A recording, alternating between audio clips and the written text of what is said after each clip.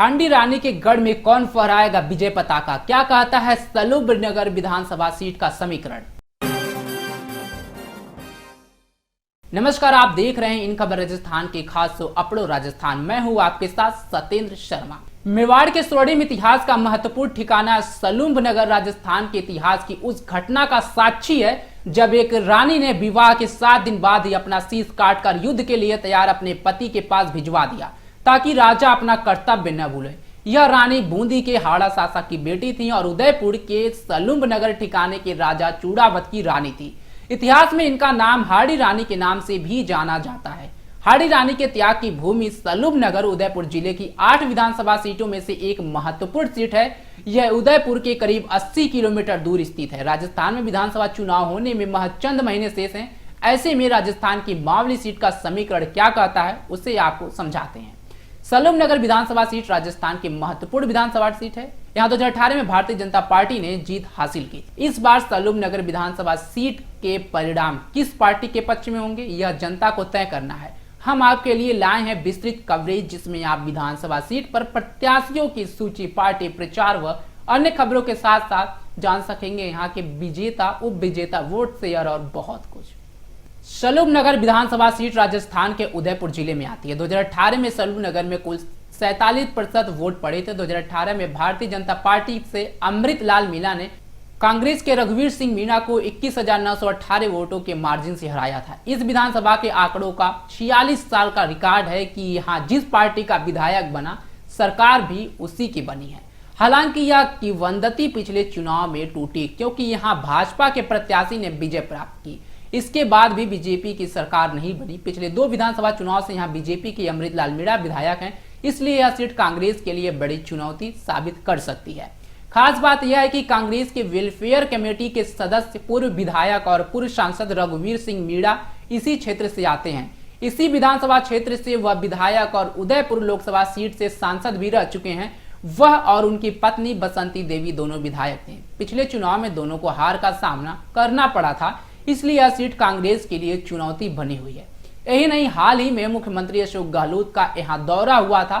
सलूबनगर को जिला घोषित करने के बाद उनका स्वागत कार्यक्रम रखा गया। गहलोत यहाँ आए और सभा को भी संबोधित किया। सलूबनगर विधानसभा सीट की लंबे समय से एक ही बड़ी मांग रही है जिसे गहलोत सरकार ने पूरा कर दिया है। यह मांग थी सलूबनगर को जिला घोषित कर दिया जाए। सीएम ने इसे जिला घोषित कर दिया है। अब चर्चाएं हैं कि इससे सलूबनगर विधानसभा में कांग्रेस को बड़ा फायदा होने की उम्मीद है क्योंकि दूरी के कारण यहाँ के लोग काफी परेशानियों से गुजर रहे थे। लेकिन वर्तमान बीजेपी विधायक अमृतलाल मीणा 2 बार से विधायक हैं। क्षेत्र में उनके भी वर्चस्व को भूल नहीं सकते हैं। ऐसे में यह सीट अब दोनों पार्टियों के लिए बड़ी चुनौती बन गई है। यहाँ के आंकड़े क्या कहते हैं उस पर चर्चा करेंगे।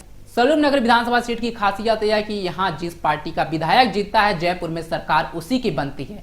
पहली बार पिछले चुनाव में बीजेपी के अमृतलाल ने इस मिथक को तोड़ते हुए जीत दर्ज की थी। हाल ही में सलूबनगर को सरकार ने जिला घोषित किया है और मुख्यमंत्री गहलोत ने सलूबनगर दौरे के बाद इस सीट के लिए घोषणाओं का पिटारा भी खोल दिया है।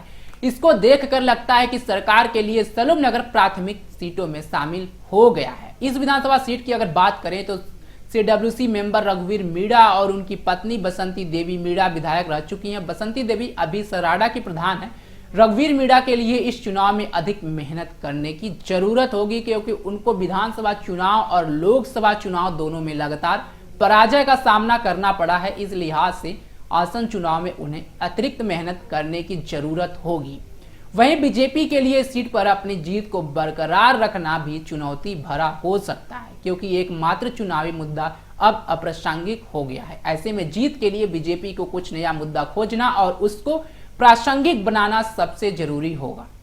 हम आपको यहाँ पर एक चार्ट के जरिए सलूबनगर विधानसभा से अब तक किस पार्टी का दबदबा रहा, किसको कितना वोट मिला और कौन जीता उसे आपको समझाते हैं। अगर बात करें 2018 विधानसभा चुनाव की तो भाजपा उम्मीदवार अमृतलाल मीणा ने कांग्रेस उम्मीदवार रघुवीर सिंह मीणा को 21,918 वोट से हराया था और इसमें दोनों का वोट शेयर 47% मीणा का रहा था और साथ ही कांग्रेस उम्मीदवार का वोट शेयर 36% रहा था। 2013 विधानसभा चुनाव में भाजपा उम्मीदवार अमृतलाल मीणा ने कांग्रेस उम्मीदवार बसंती को 36,651 वोट से हराया था। अमृतलाल का वोट शेयर 58% रहा था और बसंती का वोट शेयर 35% रहा था। साथ ही 2008 विधानसभा चुनाव में कांग्रेस उम्मीदवार रघुवीर सिंह ने भाजपा उम्मीदवार नरेंद्र कुमार को 23,353 वोट से हराया था और कांग्रेस उम्मीदवार का वोट शेयर 51% रहा था। भाजपा उम्मीदवार का वोट शेयर 33% रहा था।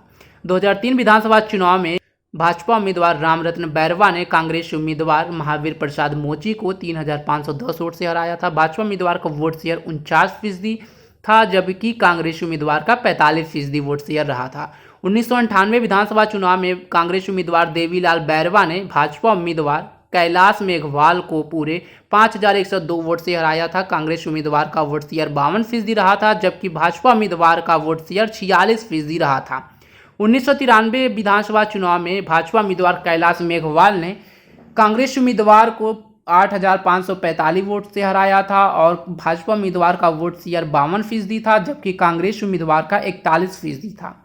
1990 की अगर बात करें तो यहाँ पर भाजपा उम्मीदवार बैरूलाल बैरवा ने कांग्रेस उम्मीदवार कन्हैया लाल को पूरे 5,989 वोट से हराया था, जबकि भाजपा उम्मीदवार वोट शेयर 46% रहा था और कांग्रेस उम्मीदवार का वोट शेयर 36% रहा था। साथ ही अगर 1985 विधानसभा चुनाव की बात करें तो यहाँ पे कांग्रेस उम्मीदवार देवीलाल ने भाजपा उम्मीदवार को 15,150 वोट से मात दी थी।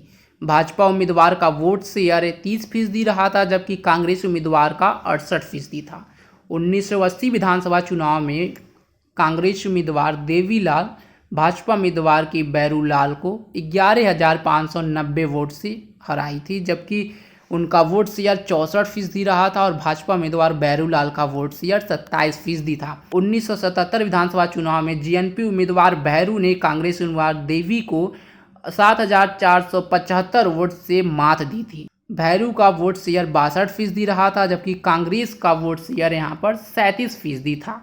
यहाँ की जनसंख्या की बात करें तो 2021 की जनगणना के अनुसार यहाँ की जनसंख्या 3,61,053 थी। उदयपुर जिले की सलुमपुर विधानसभा क्षेत्र 156 अनुसूचित जनजाति की सुरक्षित सीट माना जाता है। इस क्षेत्र की जनसंख्या के लिहाज से 92.48% हिस्सा ग्रामीण है, 7.52% हिस्सा शहरी है। इस विधानसभा में कुल आबादी का 55.07% आबादी अनुसूचित जनजाति है, जबकि 5.21% आबादी अनुसूचित जाति है। तो सबसे बड़ा मुद्दा यहाँ का रोजगार है।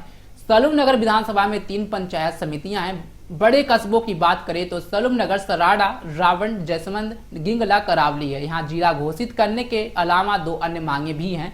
हालांकि सलूम नगर जिला घोषित तो हो गया है, लेकिन और मांगों के पूरा होने का लोगों को अभी भी इंतजार है। लोगों का कहना है कि सलूम नगर में स्थित ऐतिहासिक हाड़ी रानी का महत्व खंडहर हालात में है, उसके संरक्षण की जरूरत है। वहीं इस क्षेत्र में औद्योगिक इकाइयां का भी खुलना जरूरी है, क्योंकि रोजगार के साधन नहीं है। यहाँ के लोग स्थानीय स्तर पर ही दुकानें लगाकर आमदनी करते हैं या फिर रोजगार के लिए अहमदाबाद, मुंबई या कुवैत जाने पर मजबूर हैं। यानी कह सकते हैं कि इस बार भी इस क्षेत्र का मुख्य मुद्दा रोजगार ही होने वाला है।